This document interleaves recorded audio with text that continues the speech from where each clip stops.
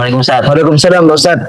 Ustaz. Alhamdulillahirabbil alamin. Kita sharing ilmu yang bermanfaat buat masyarakat. Ustaz, ini ada pertanyaan Ustaz berkaitan dengan puasa ini.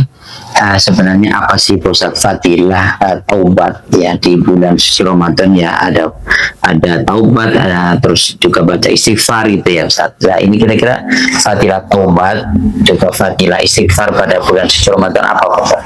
Iya. Yang pertama Ustaz, kalau kita lihat bahwa istighfar itu satu-satunya bacaan yang bisa menyelesaikan apa yang kita gundahkan gitu. Jadi ada orang curhat saat kemarin itu katanya di framing saat bahwa instansinya dia itu telah melakukan kebobolan uang 2M. Itu ternyata hoax. Katanya kabarnya dari otoritas sudah ini jadi dia sudah di framing jelek, hampir dipecat Ustaz. Bahkan adik-adiknya yang kerja 3 itu hampir dipecat semua.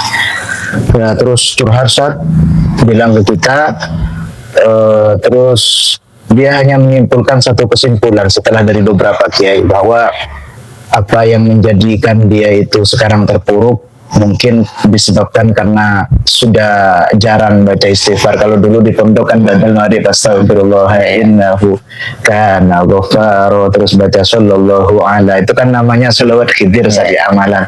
Akhirnya dia baca lagi yang di pondok dulu, tapi nggak setiap malam. Misalnya kan di pondok aja kan setiap malam Selasa sama malam Jumat diamalin lagi gitu, apa yang di pondok diamalin astagfirullah innahu kana ghaffaro.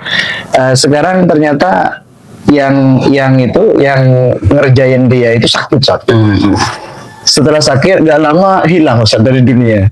Artinya apa? Artinya Allah kalau sudah menghendaki kebaikan, jadi lamani alima atau itawala rodda lima lamani alima atau ita wala rodda lima mana'ata. Kalau sudah Allah cegah ya nggak bisa gitu, kalau sudah Allah kasih ya pasti dapat gitu Ustaz. Artinya kaidahnya seperti itu. Jadi istighfar, taubat itu sebetulnya mengantarkan kita kepada apa yang kita inginkan, baik di dunia atau di akhirat gitu Ustaz. Yaitu pun konteksnya di Ramadan atau bukan Ramadan, itu saking utamanya Ustaz. Makanya ketika Syekhona Khalil dulu diceritakan di dalam Syarah Alfiyah itu ya, ketika Pak Guru menerangkan Syarah Alfiyah bahwa ada satu konteks di dalam buku Lirboyo, cerita santri itu ada Syekhona Khalil didatangin orang mau punya putra, mau kaya raya, karena dia nggak bisa hamil saat istrinya, jadi mau punya putra, mau kaya raya.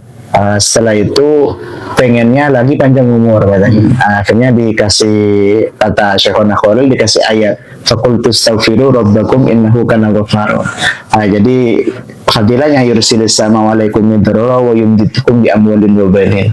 Jadi nanti akan banyak anaknya, akan banyak hartanya, dan rezekinya dari mana aja gitu. Berarti itu istighfar katanya. Kalau sudah istighfar kan satu paket dengan taubat. Tapi begini Ustaz, al-kabair la yukaffiruha illa bitaubah. Kalau dosa besar nggak bisa terhapus kecuali dengan taubat. Kalau as-saghair tukaffiruha al-istighfar. Kalau dosa kecil bisa dihancurkan dengan istighfar. Berarti taubat itu skalanya lebih gede Ustaz. Makanya di dalam Ghayatul Wusul, Syekh Zakaria Al-Ansari di dalam ilmu usul fikih, taubat itu syaratnya ada 4 Ustaz. Yang pertama adalah menyesali, yang kedua adalah menangis, yang ketiga adalah tidak kembali lagi, yang keempat adalah betul-betul berniat, betul-betul berniat, itu taubat.